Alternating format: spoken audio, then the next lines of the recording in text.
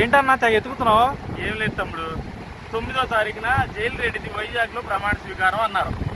ఎక్కడ చూసినా తెలియట్లేదు ఎక్కడ ప్రమాణ స్వీకారం జరుగుతుందో ఏంటో ఒక్క మొక్క అర్థం అవట్లేదు.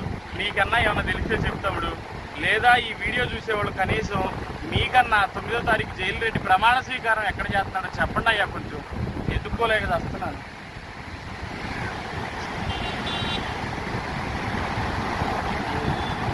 చెమట్లు కూడా పడుతున్నాయి ఎత్తి. ఎక్కడన్నా జైలన్నా, ఎక్కడన్నా నీ ప్రమాణ స్వీకారం చెప్పన్నా.